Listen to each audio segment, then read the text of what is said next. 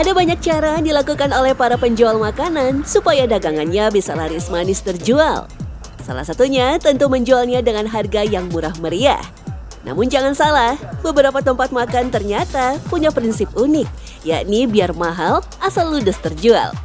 Lantas, apa sebenarnya yang membuat pelanggan rela merogoh kocek dalam-dalam?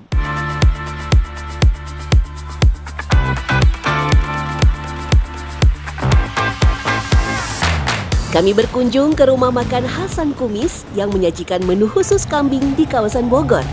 Tak hanya tersohor dengan cita rasanya yang lezat dan otentik, sop kambing satu ini juga disebut-sebut sebagai sop sultan karena harganya yang lumayan mahal. Ini mangkoknya ya. Oke, kita ambil satu-satu. Oh, sistemnya ternyata dijualnya adalah per item. Oke, mari kita hitung ya. Sudah ada 1, 2, 3, 4, 5, 6, 7 potong. Kita lihat berapa, Mas? Kalkulator mana nih, Mas? Coba dihitung, Mas. Nah, coba Mas pinjam, Mas. Kalkulatornya Mas pinjam. Nah, Mas pinjam. Kita mau coba hitung ya, berapa nih kira-kira? Ini berapa, Mas? Itu 19.000. Oke. Ini? Itu 19. Oke. Yang ini? Itu 18. 18. Itu 25. Oke. Itu 18. Oke. Terakhir ini? Terakhir 19. Oke, cukup. 118. 118 nih udah dapat satu set. 118.000 ini udah dapat kuahnya nanti. Udah pakai ya kuahnya. Oke. Ya, tak main-main, satu potong bagian kambing yang disajikan secara prasmanan paling murah dihargai Rp18.000. Bahkan bagian kaki harganya mencapai Rp25.000. Meski tak bisa dibilang murah, warung ini tak pernah sepi dari pelanggan. Harganya mahal, cuman rasanya enak sih, nggak apa-apa ya. Maksudnya, ya itu kan kita kan datang lagi.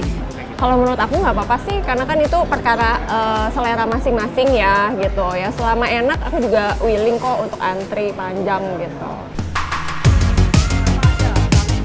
Lalu, apa kira-kira rahasia di balik konsep penjualannya yang justru sukses menjaring pelanggan? Reza, sang pengelola, menyebut harga mahal sebenarnya wajar-wajar saja, asal sebanding dengan kualitas dari masakan tersebut. Semua berawal dari bahan yang harus dipastikan fresh tanpa pengecualian. Baunya tuh bau wangi, bau gurih yang kaldu gitu loh. Dia sama sekali nggak ada bau perengus. Kambing itu tuh sama sekali nggak keluar. Ternyata tadi rahasianya nggak ada loh, nggak ada pakai bumbu campuran rempah atau jahe atau apa, biasanya kan gitu ya. Ternyata tipsnya cuma satu ya. Jangan mencuci daging dengan air sebelum direbus. Gitu ya Pak ya? Itu karena daging kambing katanya kalau dicuci pakai air kenapa? Jadi bau ya? Perengus. Nah, jadi bener-bener dari hasil sembelihan itu langsung direbus aja ya. Tuh tipsnya. Berbeda dengan sop kambing lain yang biasa memakai santan, Reza memakai susu sapi yang harganya relatif lebih mahal. Perpaduan susu, kaldu daging, dan bumbu rempah akan menghasilkan rasa kuah yang pekat dan nikmat. Perbedaan sih sebetulnya kalau dari segi rasa tuh hampir mirip ya, sama-sama gurih. Cuman kalau dari susu ini lebih banyak orang yang netral dimasuk gitu kan. Sedangkan santan kan kebanyakan orang takut karena kolesterol gitu kan, takut penyakit. Sedangkan untuk soal harga jual, semua tergantung dari cara mengolahnya. Bagian jeroan lebih murah karena waktu rebusannya yang tak terlalu lama.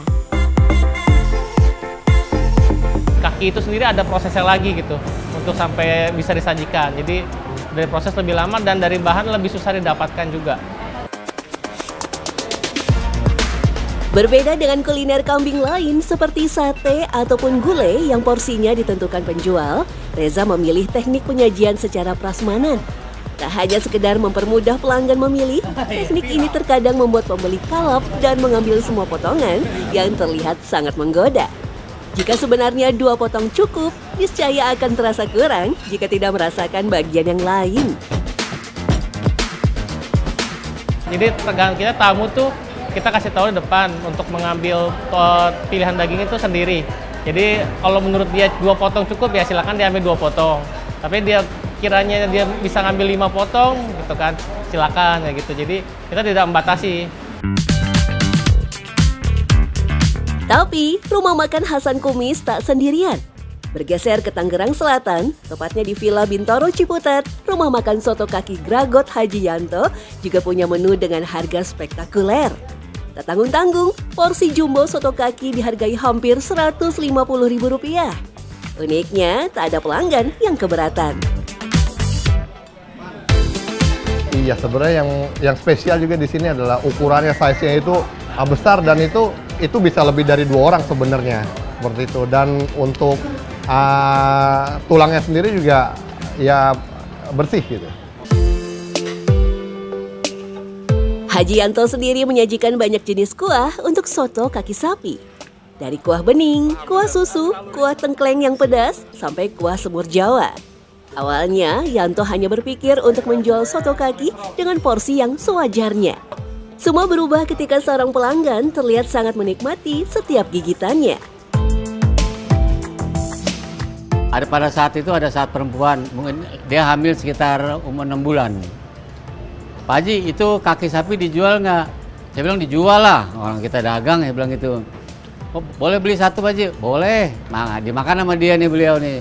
Enak nih Pak Haji, digragotin. Oh, enak nih gragot. Terus ngomongnya gragot terus. Sampai Pak Haji, boleh nggak nambah 1 lagi? Boleh. Yanto menyebut pemakaian bumbu terbilang sangat berpengaruh pada harga jual soto kaki. Dia percaya konsumen akan kembali jika puas pada masakannya.